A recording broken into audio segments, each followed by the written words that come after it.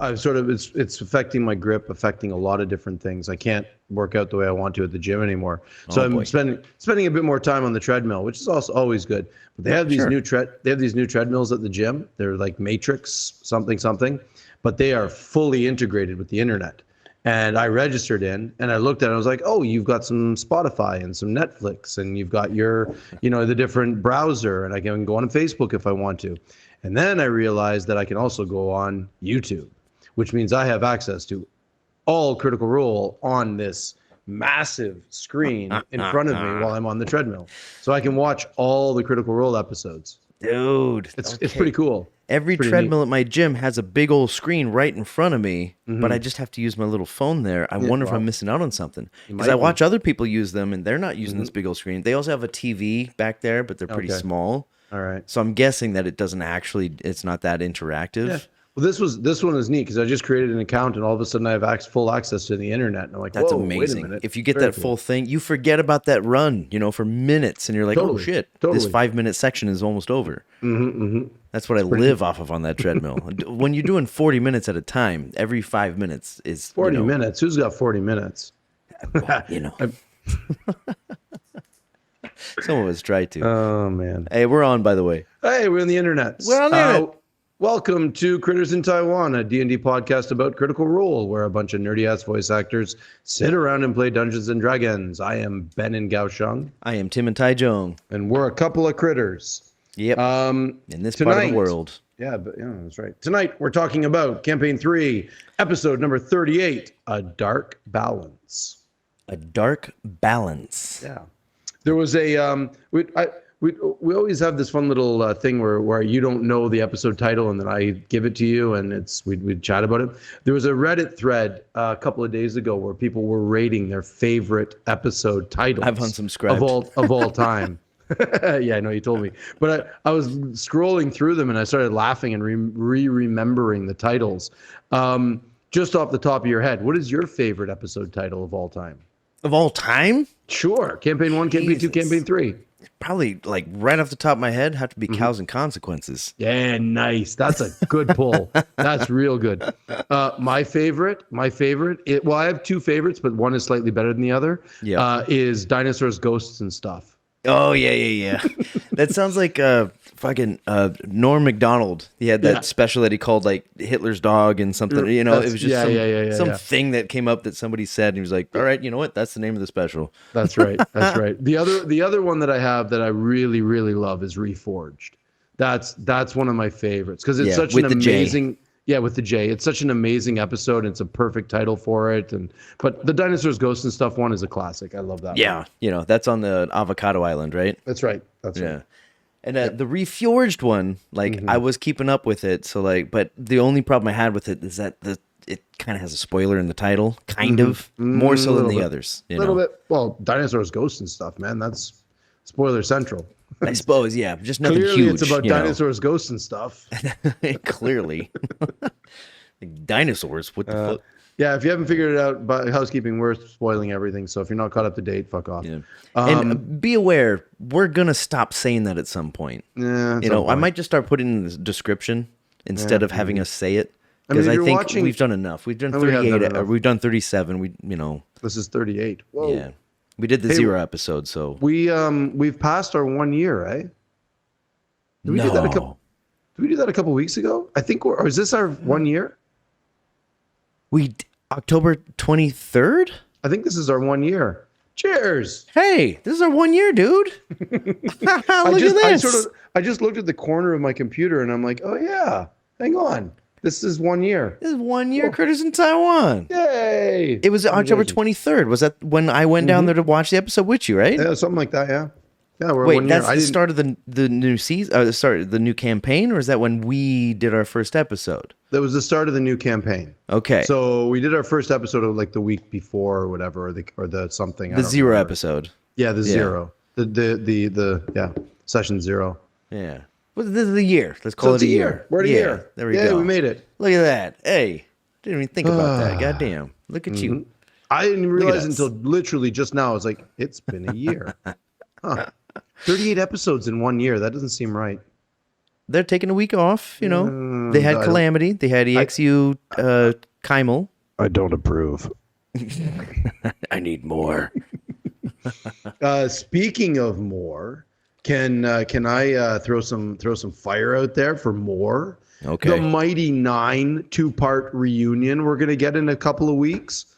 Oh, come on! I'm very interested in what the fuck they're gonna do. Oh, they said it's a couple months later, a couple of months after the last episode of Campaign 2.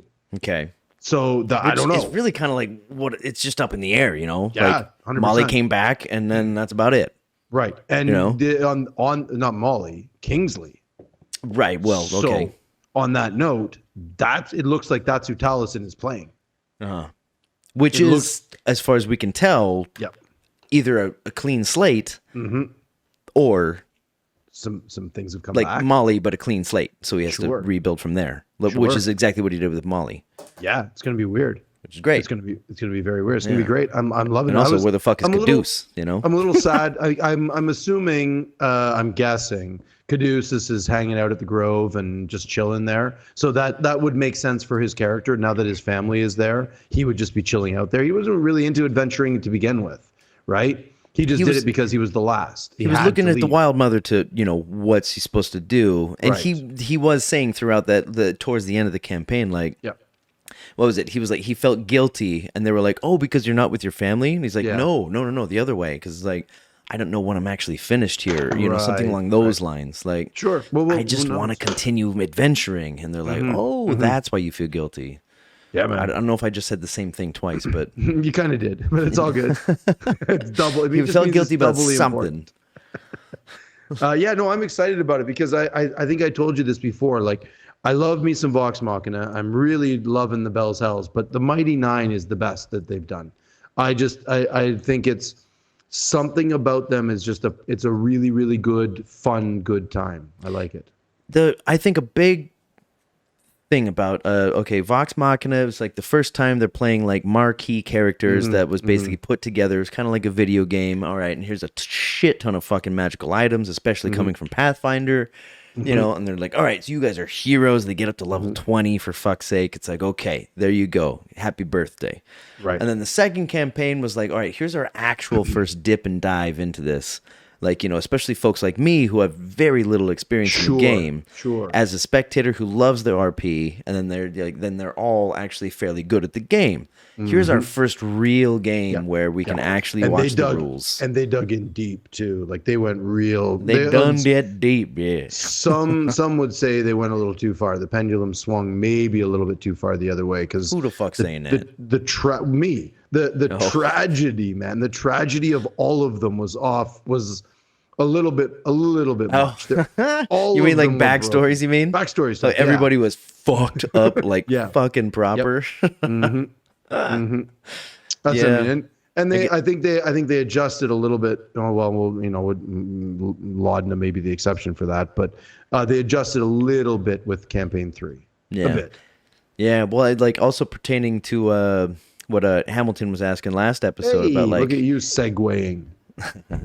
How he was saying, like, how would you pit them against each other? And it's like in order of appearance is how it went. It's like heroes, and then all right, this one, and then this one. They're paying more attention to the story than battle kind of things. Even though they work fantastically well together in battle at this point, because they're well versed with each other. Yes, yeah, and also more well versed with the game. Yeah, that too. And but with as far as their powers and stuff like that, they don't know a ton about each other, and you know, it's basically FCG just being like, oh, I'll take half of that, you guys do whatever. Right. Bell's Hells is way more chaotic. They really don't. They don't have a leader. They don't have somebody that's sort of directing things. They're sort of just blowing in the wind. We talked about this last week. Yeah. Hey, but speaking of Ben Hamilton, he did ask us a couple of questions again this week. Shout out. I have not seen comments. I have not looked. Oh man. Okay. So the first one was he was asking us about vestiges. If any of Bell's Hells will get a vestige, and what would it be?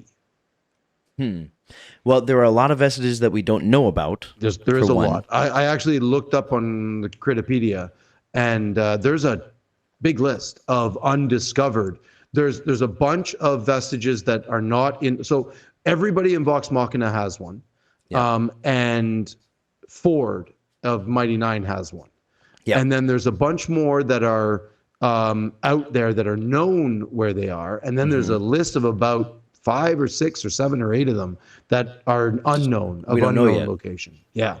We've never seen. Oh, and Opal has one as well. Opal has the crown. Right. So those are the ones that members of whatever party, like PCs, we know of that have. And I'm waiting for that to come back in, because I know it has to at some point. Again, not a big fan of that whole arc thing, but I'm gonna watch it anyway because it has something to do with all this.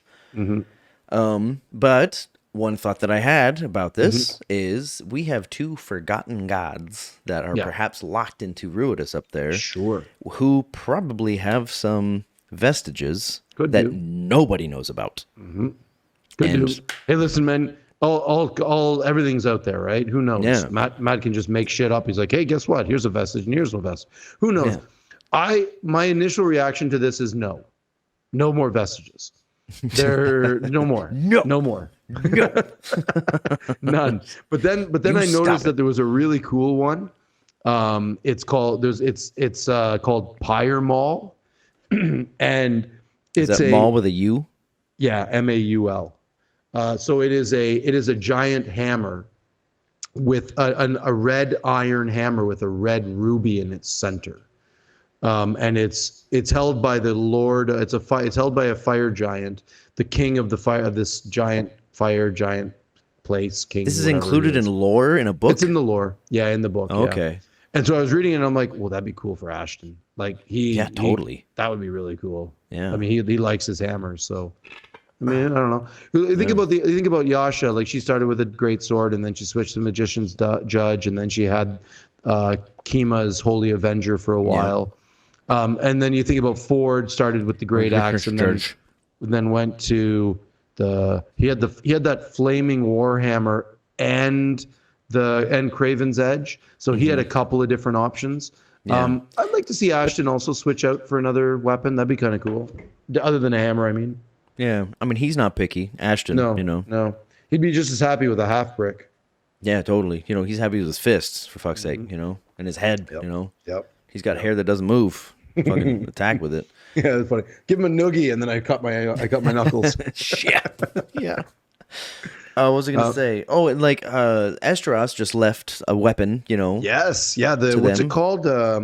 Try. What the hell is it called? I wrote it down. I don't even know what type of weapon it is. It's a cane.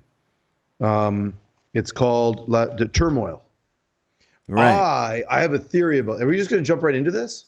Yeah, we don't need rollies yet. Just get in there. Oh, okay, sure. Unless you want to rollie right now, but no. Let's finish this, then roll. Sure, it's a cane, which I think is probably going to be a rapier, and I think that's going to be Orum's new weapon. Ooh. That's my guess. I get excited about that. It doesn't I love make rapiers sense. In games. It doesn't make sense for anybody else. It doesn't really make sense for Orum either, but he would make it work. Yeah. Well, he's the dancer, Yes, exactly. So it would change it would just change, like Liam plays Orum more as like a Roman gladiator, like that, like Russell Crowe sort of in Gladiator, that sort of a style of description as he describes things. And I think if he had a rapier, it would just finesse it up a little bit. He would dance a little bit more. And the way I see him also is that he has this choice of weapon, but he can also use the other one, Yeah, sure. Like I think he might still have that +1 short sword too. I don't think he gave it back to Vex, but maybe. I don't know. Wait, did they already give Orum that cane thing? Or was that that's up in the air still? End. That was like right at the end, right? Yeah. Nobody else, it doesn't make sense for anybody else in the party. They don't even know about it, right? No, they don't. No.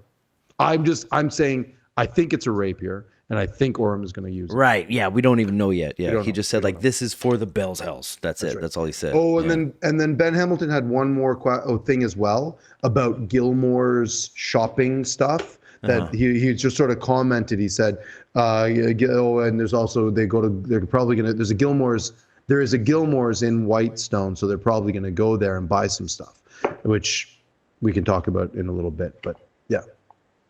Oh, well, I mean, it happened. It happened. Yeah. They didn't meet Gilmore. They didn't buy shit. They bought a couple of potions. And then I didn't expect them to meet Gilmore. Of course not. There was some stuff about that though, like the fact that they sort of had that Jamie, the shopkeeper, and Vex had that little moment of, oh no, he's busy for us. Yeah, he's busy. I'm like, that means something. Oh, But, sure. I mean, yeah. you Yep. know, you spend that much time together, you battle together as they did. Of course, they're gonna be doing Wonder what he's shit doing. together. Wonder what he's doing. Like, you know, motherfuckers. Apogee Solstice? Ziggurat? What do you think he's doing? I'm just thinking about like business ventures where it's like, you know, like the guy wants to open and, you know, he wants to open way more serious than that. Emon here. I'm just thinking like, you know, getting your fucking shop out to different places, you know. I don't know how he's going to keep up the stock, but yeah, sure. I think they're going. I think Matt seemed very keen on not having this turn into a shopping thing, and I think that did he say that in the four-sided dive? You said that in this episode. This episode. Yeah, like he's like, I don't just for the sake of brevity. If you guys want to buy stuff, he's got everything. He's got all this stuff. Right, that was in the episode. Yeah. And then he's like, unless you want to do this, and they're all sort of like, Travis, no. Yeah, exactly. and then they started to get into it a little bit, and they talked about a few things. But I have a feeling, I have a sneaky suspicion that they're going to discuss that off camera and are going to say they bought this, they bought that, they bought this, they bought this next episode, I think, which will be in 2 weeks. So right, you know, if they keep that completely hidden from us, that's a thing. It's like, no, dude, I want to be there for those shopping things. We need to know about this. Yep. But maybe they'll discuss that and be like, let's make it quick, guys. All right, let's get it out of the way and let's go. But they already went through. No. Did they already go? No, they didn't go through the tree yet. They haven't met at the tree to go through yet. Did they? Fuck. Yeah, of course they did. Just finished it. How did you? They're back in Jassar. They're back in Jassar. Okay. Fuck. Okay. Yeah, you're right. No, that's right. That's right. Come on, Tucker, get it together. So I mean, if they're going to retcon that shopping trip, I mean, they will. I don't think they're going to retcon it. I think they're just going to say it happened and they bought some minor things. Yeah, well, they did the shop. You know, they got the potions. Yep, they got potions, and I think if there's a chance that they might say, well, I also bought this at Gilmore's and I bought that at Gilmore's. Right, and I think they should do that on stream. Oh, I think they should too. Yeah. But I don't think they're actually going to role play it. I think they're going to say, I bought these things and I bought these things. Okay, cool, done. Yeah. I'm not trying to like pull white privilege here. I'm just saying it's like that should be on stream. That should be stuff that we know about. That shouldn't be a secret, you know. Because like if somebody has an extra potion of whatever, it's like, no, we saw it happen, so we are aware of it. Okay, cool. Instead of, like, hey, tell me what I want to know, motherfuckers. All right, I have a 20 dice in my hand. I know. I got a new set of dice coming my way. I can't wait. Man, I got the new Fjordy set coming my way. I'm excited to see. All right, let's do this, buddy. I got a 4. Oh, I'm finally rolling good. I got an 18. I got a 4. Bam. All you. All right. I'm going to start with a simple little thing. Maybe, I know when the third campaign started, everybody was waiting. It's like, who's the Gilmore? Who's the Pumat Soul? Who's the new one that everybody's like, oh, that's the NPC that we attach to? I think we found it in Pate. He's the one that everyone's gonna just like, oh yeah, when Pate talks, god damn it. All that shit that fucking Laudna's been saying this whole time. You know, it's like, you know, I get a bit horny. Matthew just drawing that persona out, everyone's just gonna look forward to the whole time. Yep. And now, which branches into all kinds of other shit. Start recording. Connecting, streaming, it's recording. All right, so we're gonna start in 5, 4, 3, 2. All right, couple of technical. Yep. I use words for a living. A couple technical difficulties, but where we left off was we were talking about like, okay, Gilmore was the first, and then Pumat Souls, and then like for the third one, everybody's waiting for this third one. And I'm asserting that maybe Pate is now the third NPC-ish kind of character that everyone's going to be like, yeah, let's get him talking. Well, we kind of called this last week or the week before, right? Talking about Laudna and if she was going to go Warlock, if she'd take her third level in Warlock, which would be her pact feature. There's a lot more to say about this. And then I was like, yeah, if she takes Pact to the Chain, which she probably will because that's pate or sashimi, but I was more leaning towards pate because it made more sense. And this episode sort of validated all of that, which I'm a little bit of a pat on the back there. Do you say validate? I love that word. Fallicidated. Why you gotta be flaccid? I don't know, because that's my validation is quite flaccid. I feel you, bro. No, I think that this is pretty awesome because like we know now we found out that pate uses the imp stat block, and for anybody out there who's thinking you're right. about That's what you're talking about. Yeah. Anybody That's what you were talking about when we were not in the right. Yeah. Okay. Go ahead. Anyway, you're gonna do Warlock. You're gonna do Pact to the Chain. Go with the Imp. It's awesome. Like the Imp is by far and away the best. I mean, if you're doing homebrew stuff and you're gonna like make your own little thing where you want it to be a unicorn or like a flying hamster unicorn or something like that, or just like like Caleb did with Frumpkin. You want a cat or a dog or the familiar to be more of like a familiar. Classically, like you could do like from Harry Potter, Neville had a toad, right? Or Ron had the rat, which ended up being a were-rat, which is fucking weird. But that was weird. Imp. Imp is the best. They can go invisible. They have dark vision for 100 feet. They can fly. Poison. They have a poison stinger. They're just fucking badass. Like they're really, really cool. And the Pact of the Chain. And apparently they can speak. Yeah, well that's the other thing. They have languages. They do Abyssal and Common, and that might be all. And they're pretty horny. Well, this one is. Well, let's see if that carries over. The interesting thing about this, and I was going to save this for later, but I'm going to throw it out. Can I throw it out there as my yes end? Come on. Okay, this is my yes end. Yes, it's awesome that she has a familiar, and yes, it's awesome that it is pate. But if Delilah is still her patron, which I suspect so, a lot of people out there think so. A lot of people out there are screaming it's the Sun Tree. It's not. It's Delilah. People are saying the Sun Trees are patron? Yeah, it's weird. Doesn't it's make a any tree. Sense. I know, but I know people are weird. Whatever, grasping onto straws. It's Delilah. Delilah's the patron. At some point, that is going to have to be severed, which means much like Ford throwing the sword into the lava pit, as in reforged. Yep. Laudna is probably going to have to with pate.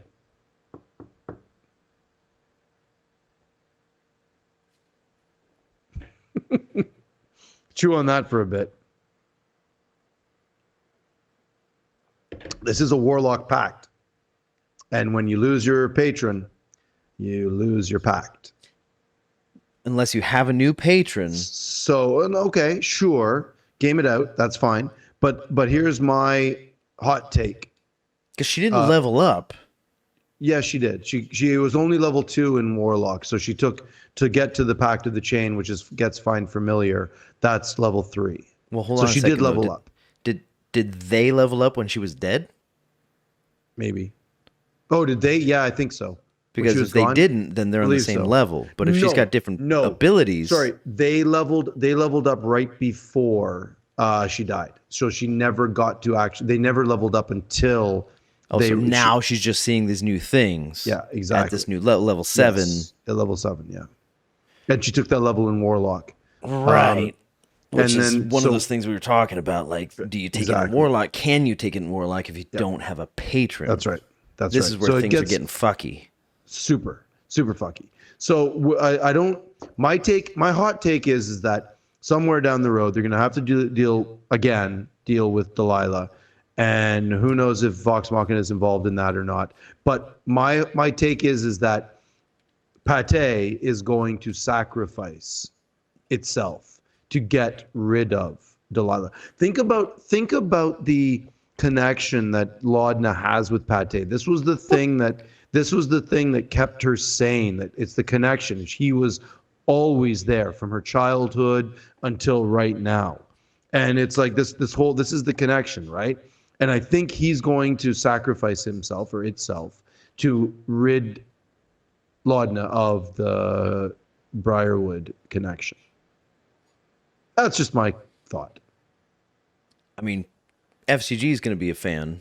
Yeah, sure. It's pretty funny how that became a thing, and everyone was like, "Oh shit, right? Flying things, bird, shithead. Uh-oh." Yeah. I love how Sam brought it up. He's just like, I don't like him or it, whatever. Yep. When you saying the word sacrifice, I feel like that's a very strong term for it. Because like sentient being, man. Like, okay, but not of this realm. So it's like, you remember with Frumpkin, like when Frumpkin gets kicked or dies, and then comes back. Yeah. Yeah. So that's not a sacrifice. That's just what happens. No. But it could be something way more permanent than that. Like it could be. Who knows? I'm just throwing it out there. I have no idea. The way I would see it kind of is that like it's not really Pate's decision, so I don't think he has the capacity to sacrifice. It would just be like Laudna saying, "Hey, Pate, sorry, you're just gonna have to become a puppet again," and he's gonna be like, "Oh, well, I don't have a problem with that," like this. And he would just become the puppet again if there was a getting rid of Delilah. Right. But if we know anything about Delilah, she doesn't fucking go away. Nope. So if there's a tiny little bit there and it's not gone yet, then there's something to worry about here. And I'm sorry, I'm on Percy's side on this one. Yeah.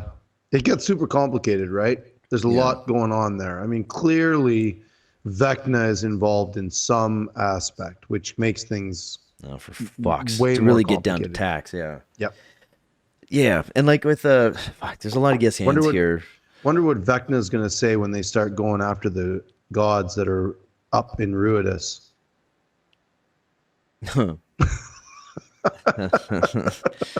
There's so much up in the air right now. Oh, I know. It always is. Hey, let's do some more rollies and talk about it. But before we do a little rolly, with the you mentioned the pact of a fucking tree. Okay. Yep. Like I do remember when she's over at the Marisha went. She went very dramatic about when she was like, "I'm going to take the form of dread. However, it's going to be like this." And she said, like, and it seems to take the. You'd think that they would be branches from the sun tree, but they're not. They're actually just Yeah, and it took the sequence of seasons, like a year's worth of seasons or something like that. And it's like, okay, well, I guess that's kind of how a tree works, because that's how you know how old the tree is. That's why people were latching on to thinking that the tree was going to be the patron because the new form of dread, blah, blah, blah. I don't buy it for a second. I think that the form of dread is she's just reskinning it. It's still Delilah as her patron, and the form of dread that she's taking just is reflecting the trauma that she's gone through. That makes a lot more sense, especially when it comes down to books, because like Delilah's not gone. It didn't happen. She was not eradicated. She's still there a little bit. Yep. And I really appreciate Percival in this situation. He's like, dude, like we've got our eyes on this. And like as Vex usually does, she always takes the really nice route, but sometimes it bites you in the ass, I'm interested to see where it goes. Ultimately, they're right. They are responsible for Laudna even existing, and everything everything awful that's happened to that girl, that little girl. Vox Machina is ultimately responsible for that, and so they are coming clean and giving back in payment of that debt, whatever that debt entails. Yeah. Sure. But again, at the same point, it's like the greater good, right? Sorry, Laudna, but the greater good, Delilah has to go. She's got to stay gone. No, she's got to be, it must be on the radar now that she's not gone. Yeah, well, Pike knows it. So if Pike knows it, then Vex knows it, then Percy knows it, then the rest of the council knows it. And I'm wondering, because like it's been a while since we've had a it's been a while since that reference came out. It's been a while since like the EXU with the Spider Queen fucking helm has come in. Like I wouldn't be surprised like after this 2-shot of the that's going to come back into play at some point just to keep in place with the story. Remember the Mighty Nine thing is happening only a couple of months after the end of campaign 2. Right. So this is kind of like a calamity situation. It's way before Bell Cells and way before EXU. Yeah. Right. Yeah. Which, I mean, still look at how calamity has, changed campaign 3. Impacted the campaign 3 exactly. Yeah. So who knows what will come out of Mighty 9 reunion that will influence for sure. campaign 3. Who knows? We'll find. Okay. I'm excited to find out. Yeah, me too, dude. There's all kinds of shit going on here. Let's get some rollies in there, eh? Let's do some rollies. Let's go. Yeah, let's do this. I'm getting a natural 3. 8. Hey, looks like I rolled a 4 and a 3. I didn't line up my second thing, so I'm just gonna go ahead and shotgun approach this one. Do it. All right, we've already did the house cleaning thing, so I'm gonna go right from the top of my list here. I was pretty sure that Laura made a choice when she was in the dream. Was it? I don't remember if it was in the dream or not. Where she attempted to communicate with Esteros. No, that was later. That was not out of the first time, but the second time. I think she woke up. I think it was when she was out of the dream and she tried it. Yep. I'm pretty sure at this point that she knew it wasn't going to work, but she did it anyway just to raise some tensions and just to bring it back to attention that dude, that could have been him, even though there was no confirmation whatsoever at that point that it was him. But I loved that choice of hers, being the diva she is. It's like, you know what? I'm going to do this and put people in their fucking edge of their seats. I really enjoyed that. Good showmanship. I enjoyed that too. I love the suspense she added to it. On the off chance that Esteros was sleeping, that it was too early in the morning, I'm going to do it again. And wake up. Are you? There was a little part of me chuckled because it was the whole jester thing. Are you pooping? Yeah. Are you sleeping? Wake up. The first thing she said to him, the first time, she was like, "Are you dead?" Or did she say, "Are you alive?" I don't remember which one. Are you alive? Are you alive? Yeah. And then nothing came back. It's like, okay, well, hold on. And if you're sleeping, it's not like a message that you can just "Oh, I got a message," and you play it and be like, "Oh shit, Imogen says, oh geez, I should get back to her." It's just like if it doesn't wake you up, you just miss it. If you're a heavy sleeper, you just miss the message. I don't know. I think that's sort of at DM's discretion, sort of a thing. It must be, right? Maybe they do for reasons, right? I don't know. Because Shania Twain, she woke up. She's like, it's really early. I'm guessing it was 3:30 in the morning. Yeah, he said pre-dawn. So yeah, sure, very early. Maybe a druid is more in tune with these things than an old retired fighter would be. I don't know. That's again DM's discretion. You're like, would he wake up? Maybe not. Maybe he wouldn't. Maybe he would just carry on snoring. Yeah, because it never happened in campaign 2 when Jester was sending messages. Everybody responded if they could. If they were alive, they did. It just it's 2 a.m. Can you just the frustrations were expressed, but everybody responded. That was campaign 2. This is a different campaign. Everything's a little different. Yeah. Yep. Which is, I think, what they expected. But Matt played it very cool, right? He's like, you wait a moment, another moment, another moment. A few other things about that too, I enjoyed that a lot. I like that. I like that tension. I really like that. I mean, I think they felt that after the first non-response that yes, he was gone. Yeah. I mean, I got that sense of dread pretty quick. Yeah. Same. As soon as she said, "I hope it's not Esteros," and you look around the table, I did the Tucker thing. I went back. I looked at everybody's reactions. They all thought it was. They were like, "Shit, I think Laura's right." Actions have consequences, man. They went to Whitestone to save Laudna, and they lost instead Esteros. of protect Esteros. Yep. Hey. Yeah. Cool they story. had good reason to trust him. Look at his place, man. 100%, man. And 100%. look at the shape of his place, the state of the place now after they've come back. It was a wreck. And the guy nearly made it, except they used the fucking same thing they did in Zephyra. Yep. According to what? The poison. Yeah, the poison. That keeps you from healing yourself. Imagine that. Yep. You're Esteros, who took on Bell's Hells. Sure. All of them stopped the fight. It was like, hey, you guys did a good job. He's taken on Odahan, I'm assuming, and whatever shadows. Whatever, all those echoes, yeah. Yeah, and like doing a great job with all the traps and everything too. I really want to see that stat block for Odahan. I'd love to know the multi-class because it's clearly something like Psionic Knight with Eldritch Knight with. There's a multi-class. I've never heard of these.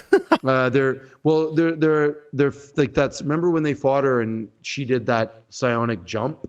That's a Psionic Knight feature. And then the echoes or these assassins or whatever, that's an Eldritch Knight thing. Although they only get one echo, which is where the backpack with the Dunamance potion stuff fits in somehow. Whatever that shit injecting means. Backpack. Fucking thing. It's multiple. You're allowed multiple echoes or multiple. I don't know if they're echoes. They're assassins. They're echoes, right? They've got to be because they look the same as her, vaguely shadow form. Anyway, so I guess that's my yes end. I'm gonna divert if you're good. Hey, do your thing, dude. I'm gonna go back to sort of an overall thing. I felt Matt was super uncomfortable in that Gambit costume with those red contacts to the point, like he had that chest plate that was clearly bothering him. You could hear it creaking, and he wasn't able to move. He was moving very stiffly, very robotically, and he was blinking like a blinking like insane. Yeah, insane amount. And I think the contacts were bugging him, and he was so off for this resurrection ritual. I just want to go through like some of the numbers. Tell me about it. He threw it out there that the DC is 10 right off the hop when they start doing it. 3 of you are going to have to jump in. He rolled an 11. So Orem rolls in. He's like, no, the DC is 10. So that's that. You rolled an 11. That lowers it to 7. And then FCG gets the natural 1, which goes back up to 8. And then Imogen does persuasion, gets a 7, which is still under 10. So it goes up to whatever 8. But 8, and then at 53 minutes, 9, right? He's like, no, it was 12. So it was 12 initially, then it went down to 9. She already died once, right? Yes. Yeah. But at 53 minutes, he says it was 12 initially, and then it went down to 9, then it went to 10, then to 11, and then at God damn it, where did I wrote this down? Yeah, I know what you're getting at here. Right at the break, right before they go to the break, Matt's like, it started at 11, so that was -3 + 1 + 1. And I'm like, okay, so what is it? Did it start at 10 or 12? Did it start at 12? It was so uncomfortable, and I don't think he really understood. I think he was just making glib errors. It wasn't a real big thing. No. Here's the thing, because like the DC for the ritual to work has nothing to do with the resurrection DC. No, I know that. Okay, so like he's saying whatever the fuck it was, like he got 11, so the DC was, you had to hit 10. Yep. And that's a success. That brings it down 3. So she was at 12, and it brings that down to 9. And then they had 2 failures, 10, 11. Sure. And then after that, he had to roll over 11 for his roll. Right. And he rolled a 16. So that made sense to me after Maybe, I except saw for it. the fact that she's only been dead once, which doesn't make it 12, it makes it 11. Okay. I don't know that part, but like when he said like you've been your history, your backstory says you were dead once, so that makes it 12. No, because it starts at 10, and every time you die, you go up 1. I thought it went up 2. No, he said 1. Okay. See, this is the thing. However it goes. Right. That's the problem. Is he contradicted himself like 3 times. So I'm like, okay, I wish we could just get a little clarification on what that actually is, because he did say a bunch of different numbers. I'm with you. I'm convinced that it is.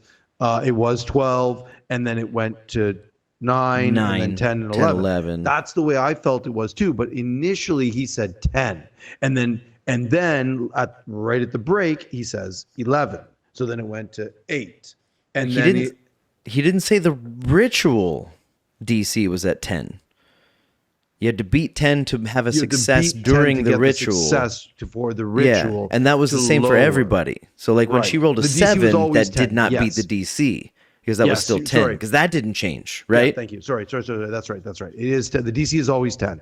Right. The problem. Okay, no. Where I'm going for the with this contributions. is the problem is he was confusing them, the other players, by saying the DC is 10, and that meant the DC was the DC for their participation in the resurrection ritual. Yeah. And then to make it even worse, he at the end somewhere he's like, this is, oh no, like right before the break, he's like, no, don't forget that because this is a raised dead, you have -4 to attack, saves, and ability checks. I'm like, it's not raised dead, it's resurrection. It's different. Was it not raised dead? No, it's not raised dead. 25,000 worth of diamonds? No.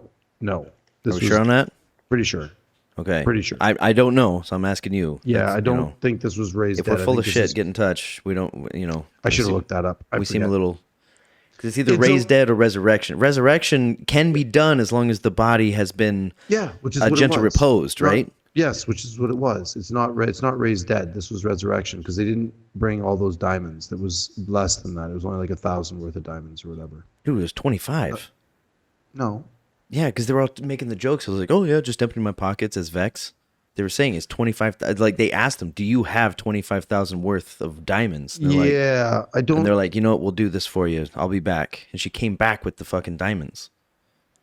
Am I remembering this wrong? Yeah, I don't think it was that much. I think it was less. I don't think it was the They brought it up dead. later too. They said like, I think that our contribution to the monetary value of this, I think that counts as payment. I think they said it to Ashton at some point. Okay. Maybe. I think so. Okay. I have a feeling it isn't, but anyway. Can't be 100% sure, but yeah. Yep. It's just if weird. Y'all know, get in touch. We would like to hear it. It's never been the raised dead ritual. It's always been the resurrection ritual. Mm-hmm. Right? Which they're two different spells, and they're different. The terminology is throwing me off. The DCs keep shifting, throwing me off. Everything about it was just, I'm like, this is so. I kind of wish, I love those Halloween costumes, but I kind of wish they didn't do them because it was slightly distracting. What do you mean? Sam wasn't distracting at all. Hey, you guys. Hey. Oh. I loved it when fucking Liam, he mommed him so bad. Oh, Samuel. And everybody at the table went, oh, the full name. He piked him, yeah. Hey, let's get some rollies out, man. Sure. This is a two-parter for us, so this timer means bullshit. Okay. So let's go. 10. Shit, that's my dice, not my pen. There we go. 14. Man, all right. So it looks like I'm worried about my buttons now. Shit, because something fucked up last time. Don't touch shit. I'm just going down the list. All right. Don't know what this is. Laura and Ash's participation in Laudna's whispers. It seems new. I don't remember Laura and Ashley going and chiming in on her whispers in the past. I always remembered Travis and Sam and Matthew for the most part. They're just like, like, turn your eyeballs out, like doing like nasty ass shit. But when Ashley and Laura were sitting there, they're just kind of repeating it in a really pleasantly sounding way. Just saying what she said with whisper voices in a little bit, but they're not getting nasty about it. Okay. Did you notice anything that they were doing that before? I noticed that they had laid off them a lot. I didn't actually notice. I did not see Ashley and Laura doing that. And I was wondering maybe if they were just like, okay, well, if this is a new Laudna, then maybe they're going to chime in with their kind of higher registered voices and more like whispery side instead of their interesting. Because it was that juxtaposition of her coming back and maybe having some different patron, like people are saying the fucking tree, which I don't buy that for a moment. But no, I don't either. Maybe the two of them were like, oh, it's a new Laudna, so let's make it a little bit more pretty than scary. Maybe, maybe that's a good. I'll buy that. I don't think that's it's plausible. It's plausible. I would buy it. I think that's wishful thinking. I don't think that it does actually change anything because she's still like a creepy fucking warlock that does creepy fucking warlock things. Yeah, her form of dread though, it's a little different, but there's always flavor. You can. She really theatricized this, if that's a fucking word. You can put a piece of shit between two pieces of bread. It doesn't mean it's still not a shit sandwich. It's still a guaranteed piece of shit. Wait. Yeah, that didn't work at all. I'm getting tired. Jesus, Are we mixing references here? Oh man. But Tommy Boy's it's actually a pretty. What are they called? They're called malleforms when you mix your metaphors or mix the sayings together. Like we'll burn those bridges after we cross them. Yeah, that's my favorite one. It's called we'll cross that bridge when we burn it. They call it, yeah. Yep. Makes you think of Tommy Boy in that moment. He's like, well, I can still take a shit in a box and call it guaranteed. It's still a guaranteed piece of shit. And he's like, I like how this guy talks. I'll buy from you. Mm-hmm. That's exactly what happened in that election in America. Yeah, 100%. Still a guaranteed piece of shit. I like how he talks. Let's go for this guy. Oh, man. Anyway, yeah, I thought it was a nice thing that, like, maybe it was a big coincidence that they sounded so nice. Because they're two voices, they're just like whispering over it and doing they didn't say anything nasty, like, like rip your balls out of your throat, like the boys might do. It just sounded real nice. And I don't know if it was a happy accident, like Bob Ross would say, or if it was calculated or not. But I guess we'll see in the future, eh? We'll definitely find out. Yeah. We'll find out when she does some more whispers, which would definitely be happening, or some more. Unless she dies again. What's the spell called? Message. Yeah. Yeah. Cantrip. Okay, It's a cantrip. Yeah, message is a cantrip. What's the third level spell? Sending. Yeah, sending is the That's third the 25 word. Yes. Sending. Message is just the straight back and forth. You have to be able to see them. No, it's just within range. Oh, okay, so it's just a range. And message goes across planes. No, message is the cantrip. Sending goes across planes. Okay. Yes. Sending goes across. Okay, yeah. There you go. Yes, and that shit. Just go. Okay, this is a fun one. I had to double check on this one. At 1 hour 13:36, FCG asks if how Laudna looks. If she actually looks like Laudna. FCG asked. FCG does, and Laudna. Matt says, no. Well, you can see where the blade struck her during the fight with Oban. Yeah, he said Oban. That was that was a flub. I don't think so. I don't think it was. Nope, because the subtitles also said Oban. Well, yeah, because that's what he said. These subtitles are created. They're not auto-generated. So they are, aren't they? Nope. So they have a team that they've talked about this. They have a team that work on these subtitles. They got to spell the shit right with all the fucking like Taldore. It's got to be with the apostrophes and shit, right? So I think this is a little bit of a Mighty Nine Freudian slip. I think that Matt, thinking back to the Mighty Nine reunion episode, we're gonna get Oban. I just assumed it was a slip and I let it go immediately. Nope, not me. I think Oban's coming back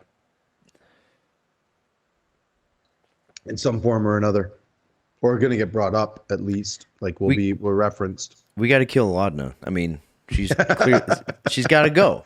She's got to go. If Oban's coming back, or fucking, like Oban was banished, wasn't he? Sure. He wasn't killed. He was banished, right? For whatever that means. I mean, it has just gone back to the abyss. Right. Just like Vecna was banished, right? Sure. Because what are you going to do? It's a god. You got to lock him away. Just like the fucking gods on the moon. They're coming out soon. Yep. We assume. We got Oban. They're banished. Fucking Grog was banished. He came back. Yep. Imprisoned. It was different. That was different. Slightly different, but yeah, similar. I mean, Mandela was also imprisoned and banished, so I don't know. You talking about like here on Earth? No, Alexandria. The NPC. Oh, Nelson Mandela. Right, gotcha. Nelson Mandela. Yeah. Hey, rollies. Let's hammer these out. All right. 16. Finally. 17, dude. Get the fuck out of here, man. Look at this guy. It's about time. I've been having a rough time these last two. Whatever. All right, from the top to the bottom. All right, coming back a little bit to what you were saying before. Matt's eyes were darting like mad. Oh yeah. When Liam mentioned, okay, hold on. When Laudna was dead, she didn't count as a creature anymore. Oh, that's right. Yeah. This was a fun thing. Matt's eyes were going crazy. Yeah, furiously. They were going insane. And now when I watch this shit, I justify it immediately in my head. Any video game, any movie, whatever I watch, I justify it in my head like as quickly as my brain can process. Here's what I was thinking right away. Was like, well, a turtle is a reptile, but not all reptiles are turtles, right? So it's like, okay, well, an object can be a creature, but a creature's not always an object. That kind of thing. That's right. Right. And that's where I left it at, because Matthew was clearly racing through his brain to figure out how he could make sure that this made sense. Square the circle. Quick. Square the circle. Go. And I felt bad for him because I was like, oh, shit, did you just step on your toe, bro? A little bit. Like, was he about to retcon some shit, which you've never seen? He did exactly the right thing that I think every DM should. This is how you learn how to be a really good DM, by watching masters at work. Sit down and shut the fuck up and don't say anything and let them figure it out. Yeah, let them fuck it up. And man, all I was doing was like, don't do. Yeah, good. He's not doing anything. He's just sitting there and letting them work it out. He must have been on the edge of saying something, but I'm guessing that he was like, oh shit, did I fuck up? Wait, hold on. No, but this still counts and this still matters. Yep. Okay, just shut the fuck up. Let him talk. Let him talk. Let them work it out. Let them figure it out. And I think that's one of those things where I'm like, yeah, maybe. So myself as like a burgeoning DM, I'm like, I think that's the right move sometimes. Shut up. Let them. Yeah. And if they look at you, just be like, yeah. Don't correct. Don't confirm. Don't deny. Yeah. Just, you don't know. Kind of like when Lana was resurrected, she was. They were like, "Is there any Delilah there?" And he was like, "You don't know." Yeah. It could be yes, could be no, but you don't know. You just you got to keep yourself in the game. That's right. You can't ask these giant existential questions of which your character has no thought. Feel free to ask the questions. Oh yeah, no, absolutely. Yeah. You can certainly ask. You can certainly try. Or as the ads these days, you can certainly die. Good one. I love that ad so much. Oh, man. You know the ad I'm talking about? Yeah, Ashley's face during those ads when he's like, guys, you gotta stop. She's just like, I can't do it because I'm not as charmingly looking as she is. Yeah. Gotta love that ad with her and Taliesin. It's funny when they're playing with the minis, It's so good. Hilarious. So good. Was that a hit? No, that's I need your yes. No, that was your thing. Okay, I'm gonna jump to my big one because I feel like it's time. Oh boy. So when this is a two-parter. When FCG goes to the Temple of the Changebringer, which beautifully described, by the way. What a cool concept of a temple that is all about going in 5 different directions, like at the intersection of 5 roads, and I was just like, what a beautiful. And the temple. I don't know how we find this flow all the time. I got a yes and right here for this. So good. Guide Osley Kamida. Osley I know because comido, I think, is food in Spanish. Okay. Comido. Sure. Kamida says, in part of the law, many of the things that he says, by timestamped at 3:42:24, he says, but what is bravery if not standing in the face of fear and pushing ever onward? Beautiful line. Yeah. But what is bravery if not standing in the face of fear and pushing ever onward? Fast forward to... It's not being scared. Nope. It's being scared and still doing it. Yep. So, but what is bravery if not standing in the face of fear and pushing ever onward? Fast forward to 4 hours, 25:28, when Chetney is reading the letter. True bravery is to stand in the face of fear and doubt and march ever on. True bravery inspires others to fall in line behind you and defy their illusions. You inspired me to follow yours, and for that I thank you. It's almost word for word the same thing. We almost said that word for word. Word for word. Coincidence? You were supposed to say word for word, dude. Come on. Jinx. I thought we were in sync. Yeah, man. I heard that and I was like, wait.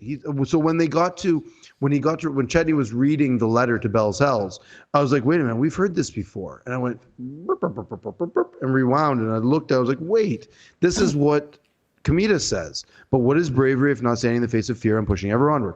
True bravery is to stand in the face of fear and doubt and march ever on. Mm-hmm.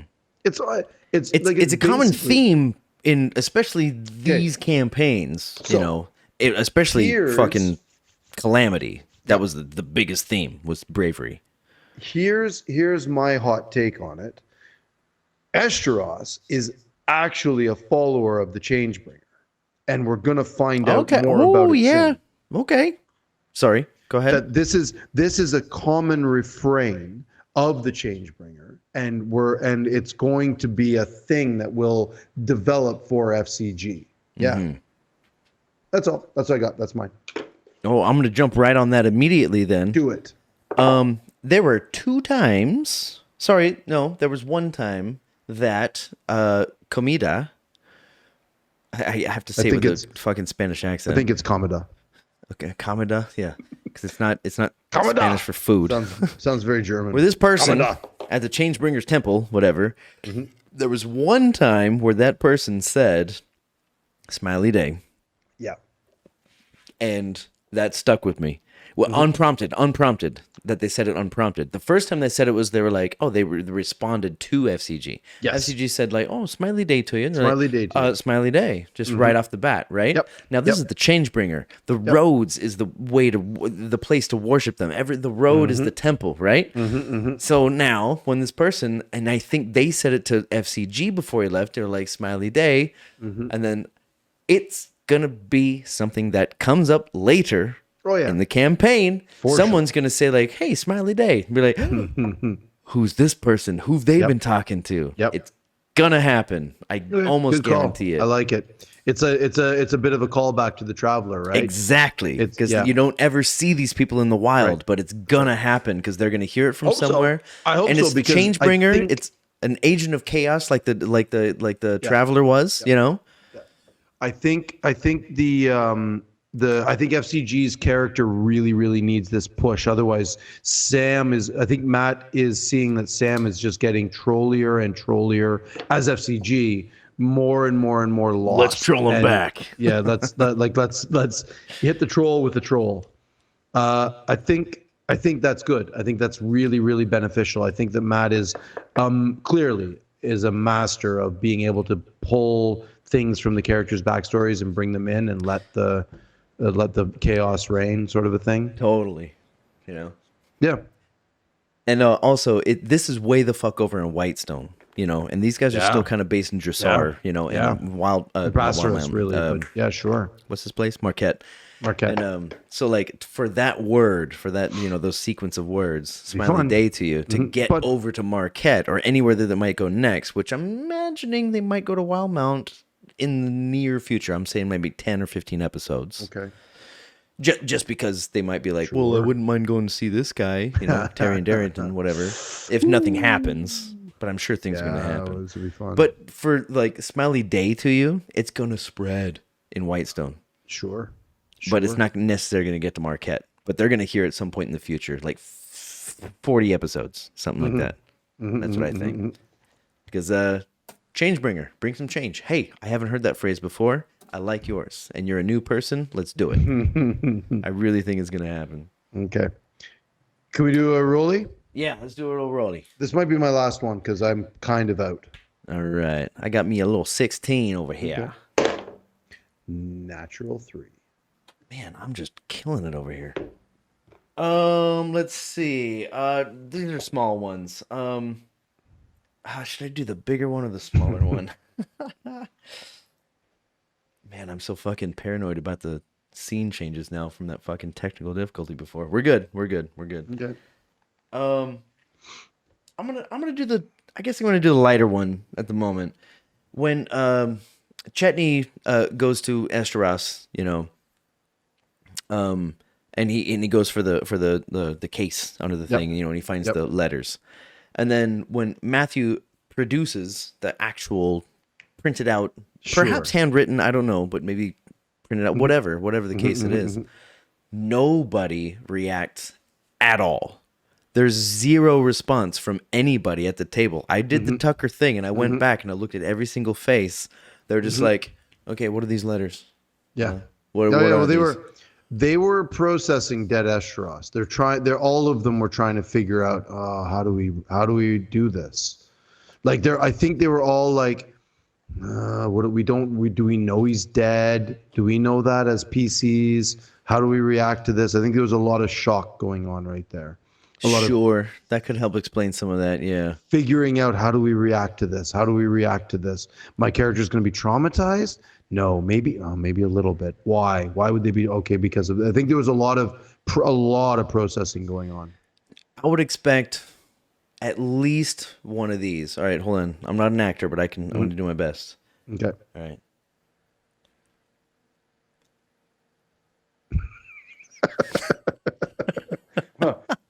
Well done. How'd I do? Did I do all right? Well done, sir. Well done. At least one of those. I went back to every person at the table. I should go back to Matthew again to see if he's like, really? Nothing?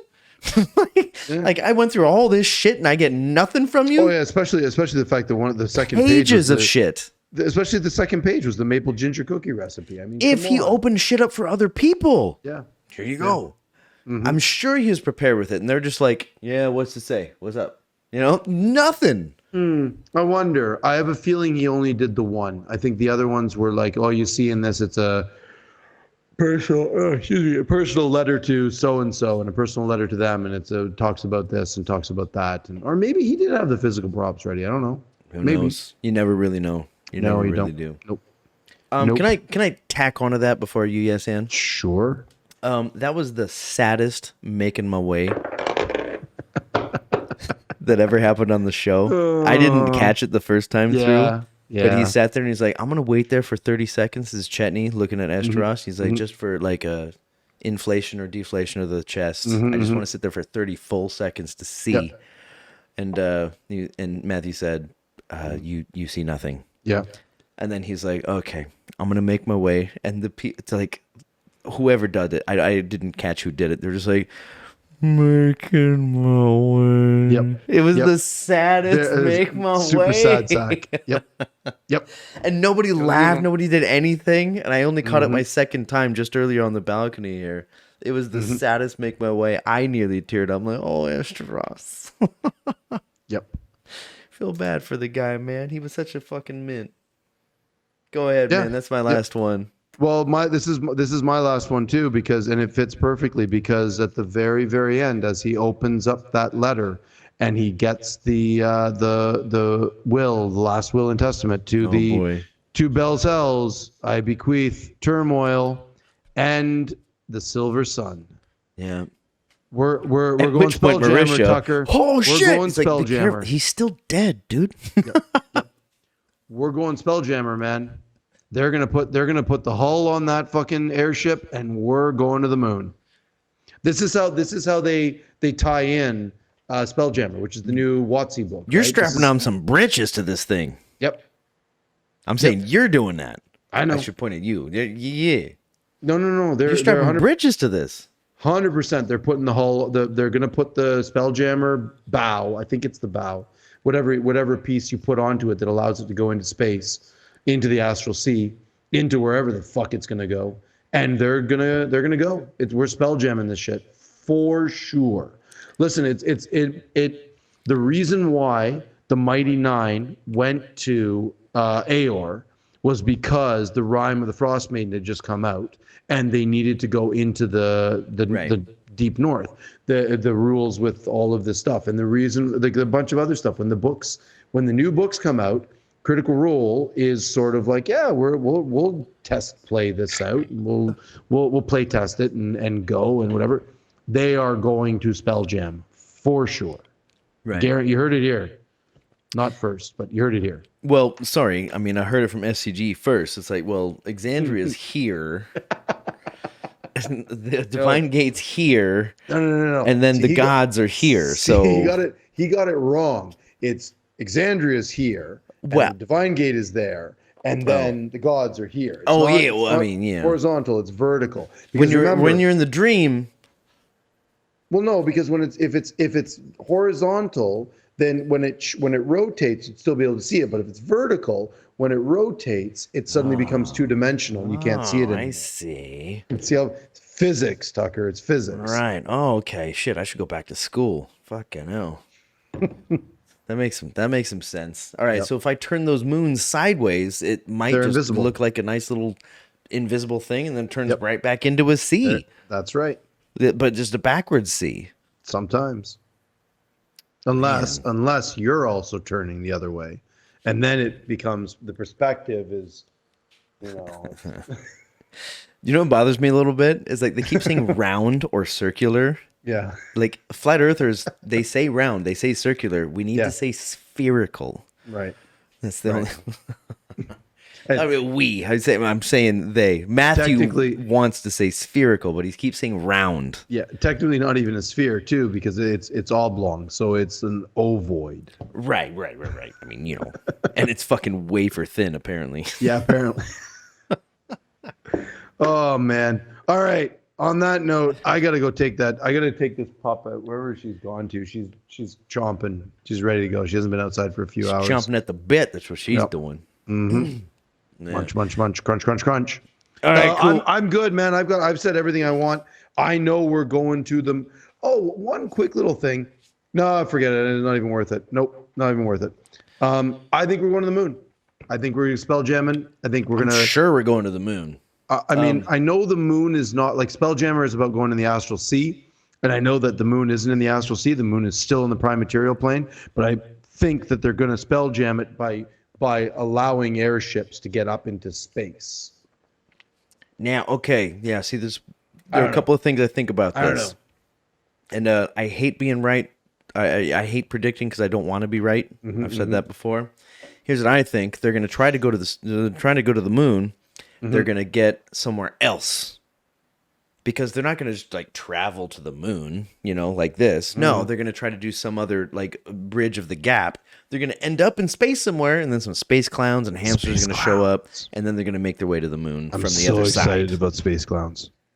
Who isn't? So that's my prediction. All right. I'm in. But hey, we got to end this. I got to splice the shit too. Yeah, sure. I got a nice easy day tomorrow, but man, this nearly went an hour. I'm good. I'm done. Yeah. Okay, cool. All right. Well, hey, there were a few things, especially in the beginning, that we were full of shit on, and some things that we were not clear on. So get in touch down there. We make mistakes. Hamilton, keep those questions coming. Anybody else? You got questions or challenges or whatever you want to bring up? I'm bringing challenge back. Cool, man. Yeah, bring them up in chat right there. The email, yeah, we'll check it. Maybe, in 4 months. One of these days. I think I have the password somewhere written down. I'll go find it. Oh, shit. Yeah, I think I have it written in here somewhere. Don't steal my book. Yeah, other than that, if there's nothing else, Ben? No, man, I'm good. I'm all good. Cool. Don't forget to love each other, y'all. And is it finally Friday? Woo! Peace, y'all. Peace, brother. Have a good night. Good chatting, bro.